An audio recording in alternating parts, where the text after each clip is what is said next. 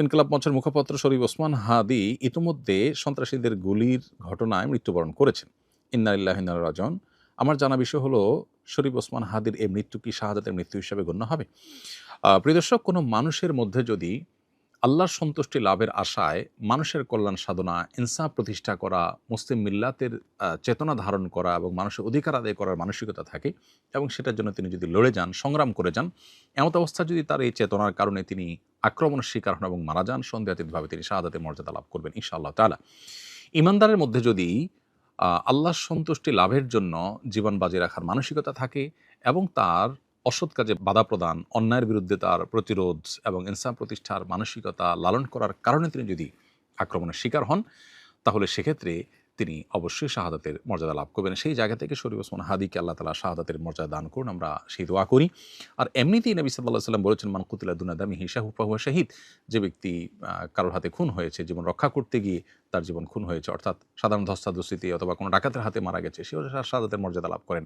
তাহলে সেক্ষেত্রে দ্বীনের কথা বা মুসলিম মিল্লাতের কথা বা মুসলিম চেতনার কথা বা ইনসাফের কথা বা মানুষের অধিকারের কথা যদি কেউ বলতে যান মুসলিম হয়ে এবং আল্লাহর কাছ থেকে যদি বিনিময়ে আশা করেন, তাহলে তিনি অবশ্যই শাহাদাতের মর্যাদা লাভ করবেন। অনেকে আছেন যারা বিপ্লবী মানসিকতা ধারণ করেন, তারা অন্যায়ের বিরুদ্ধে সংগ্রাম করেন। তাদের সে সংগ্রামকে আমরা অবশ্যই শ্রদ্ধা করব। কিন্তু তার মধ্যে যদি আল্লাহর প্রতি বিশ্বাস না থাকে, অথবা তিনি যদি এই সংগ্রামটা করেন তার মানবিক চেতনা থেকে শুধুমাত্র, এর জন্য তিনি আল্লাহর কাছ থেকে কোনো বিনিময় আশা করেন না, আল্লাহর সন্তুষ্টি লাভের আশায় করেন না, কোরআন হাদিসের নির্দেশনার কারণে করেন না, তাহলে সেক্ষেত্রে তার এই আত্মত্যাগটা শাহাদাত হিসাবে বিবেচিত হবে না। শাহাদাত বিষয়টা আসলে নিয়তের সাথে সংশ্লিষ্ট বিষয়।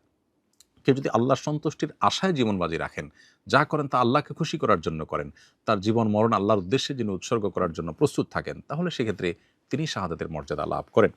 আমরা দোয়া করি শরীফ ওসমান হাদির সমস্ত ভুল ত্রুটি মাফ করে আল্লাহ তাআলা তাকে শাহাদাতের সর্বোচ্চ মাকাম দান করেন এবং তার সুখ সন্তপ্ত পরিবারকে সান্ত্বনা সইবার শক্তি নসিব করেন এবং সেই সাথে এখান থেকে অনুপ্রাণিত হয়ে আমাদেরকে আল্লাহর সন্তুষ্টির লাভের আশায় জীবন বাজি রাখার মানসিকতা আমাদেরকে ধারণ করার তৌফিক দান করুন। বস্তুবাদের এই পৃথিবীতে আমরা বেশিরভাগ মানুষ দুনিয়ার মোহে এতটা মোহাবিষ্ট হয়ে গেছি যে আমরা প্রত্যেকটা মানুষ শুধু বাঁচার জন্য সংগ্রাম করি এবং মরতেই যখন হবে তখন আল্লাহর রাহে আমি জীবন বাজি রেখে যেন মরতে পারি, আমি যেন অন্যায়ের বিরুদ্ধে কথা বলতে গিয়ে যেন আমার মৃত্যু হয়, আমার মৃত্যুটা যেন শাহাদাতের মৃত্যু হয়, আল্লাহর সন্তুষ্টি লাভের আশায় যেন আমি জীবন বাজি রাখতে পারি, সেই চিন্তা, সেই চেতনা আমাদের প্রত্যেকটা মানুষের মধ্যে থাকা দরকার, এজ এ ঈমানদার আমাদের মধ্যে থাকা দরকার। আল্লাহ রাব্বুল আলামিন শরীফ ওসমান হাদির ভালো গুণগুলো দিয়ে আমাদের তরুণ সমাজকে ভরে দিন।